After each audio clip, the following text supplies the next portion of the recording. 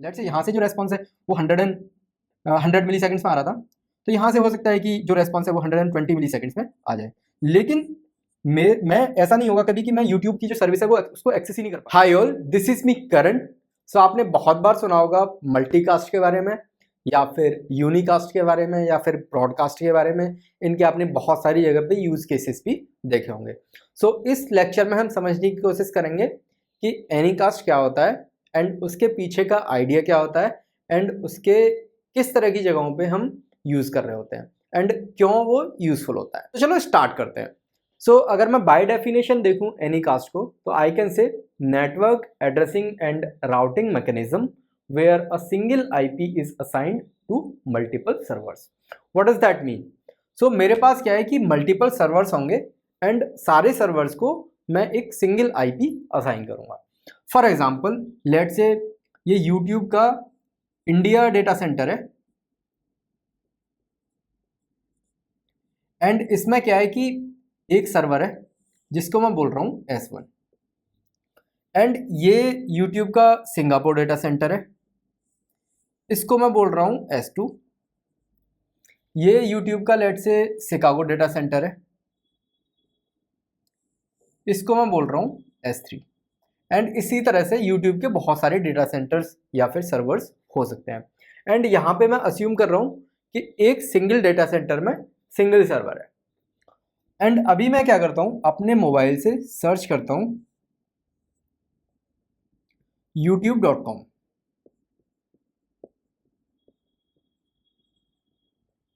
तो होगा क्या कि ये जो सर्वर 1 है ये IP लेट से 1 कंटेन करता है, ये सर्वर 2 है ये IP 2 कंटेन करता है। सॉरी, बिकॉज ये सारे सर्वर्स एनीकास्ट मैकेनिज्म यूज कर रहे हैं तो सर्वर 2 भी IP 1 कंटेन करेगा एंड सर्वर 3 भी IP 1 कंटेन करेगा। सो मैं क्या करता हूं कि अपने मोबाइल से youtube.com सर्च करने की कोशिश करता हूं। सो मेरे को मेरा जो DNS है वो प्रोवाइड करेगा कि this is the IP of YouTube।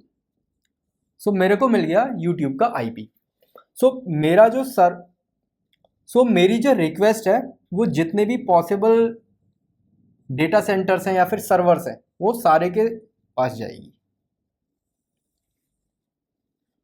Y? Because मैं सर्च करने की कोशिश करूंगा कि कौन से ऐसे नोड हैं जिनका IP 1 है एंड अभी के टाइम पे कितने सारे सर्वर्स हैं जिनका IP 1 है, सर्वर 1, सर्वर 2, सर्वर 3।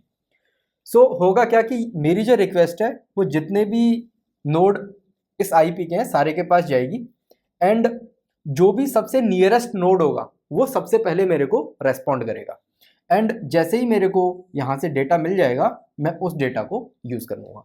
बिकॉज मैं इस टाइम पे YouTube के सर्वर को या फिर YouTube को एक्सेस करने की कोशिश कर रहा हूँ इंडिया से। सो मेरी जो रिक्वेस्ट है वो इंडिया के सर्वर पे जाएगी, सिंगापुर के सर्वर पे जाएगी एंड शिकागो के सर्वर पे जाएगी। बट मेरा जो इंडिया वाला डेटा सेंटर है मेरे को जल्दी रेस्पॉन्ड कर देगा, इस वजह से मेरे को रियल टाइम में जो भी मेरे को डेटा फैच करना था यूट्यूब से वो मिल जाएगा। एंड जो रिक्वेस्ट शिकागो या फिर सिंगापुर डेटा सेंटर में गई थी उससे मेरे को अभी मतलब नहीं है, उससे जो भी रेस्पॉन्स आएगा उसको मैं ड्रॉप कर दूंगा। लेकिन इसका एडवांटेज क्या हुआ, तो इसकी वजह से क्या हुआ कि लेट से मैं एक मोबाइल यूज़र था, इंडिया से मैं यूट्यूब सर्च करने की कोशिश कर रहा था एंड मेरे को यूट्यूब का IP एड्रेस मिल गया एंड मेरा जो इंडिया वाला डेटा सेंटर है वो किसी भी रीज़न की वजह से जब मैं रिक्वेस्ट भेज रहा था वो डाउन हो गया, यानी कि ये रिक्वेस्ट फुलफिल नहीं कर सकता। सो अभी क्या होगा कि मेरी जो रिक्वेस्ट है वो क्योंकि सारे सर्वर्स पे जा रही है जो भी IP 1 कंटेन करते हैं, तो मेरा जो सबसे नियरेस्ट डेटा सेंटर है इस केस में सिंगापुर, उसके पास रिक्वेस्ट चली जाएगी एंड वहाँ से मेरे को रेस्पॉन्स आ जाएगा एंड जैसे ही फिर से ये जो डेटा सेंटर है वो अप हो जाएगा, अभी मेरी जो रिक्वेस्ट है वो यहाँ पे जाने लगेगी। सो एनीकास्ट के केस में क्या हो रहा है कि मेरे जितने भी डेटा सेंटर या सर्वर हैं वो सारे के सारे सेम IP शो कर रहे हैं, जिसकी वजह से मेरी रिक्वेस्ट सारे सर्वर्स के पास जा रही है एंड जो भी सर्वर सबसे पहले रेस्पॉन्ड कर रहा है एंड सबसे पहले कौन रेस्पॉन्ड करेगा, जो सबसे पास में होगा, यानी जिसके पास सबसे पहले रिक्वेस्ट जाएगी। इस केस में अगर मैं इंडिया से यूट्यूब सर्वर एक्सेस करने की कोशिश कर रहा हूँ तो इंडिया वाला जो डेटा सेंटर है वो मेरे को पहले रेस्पॉन्ड करेगा। सो इसकी वजह से क्या है कि मेरे को जो रेस्पॉन्स टाइम है वो बहुत ज़्यादा कम हो गया।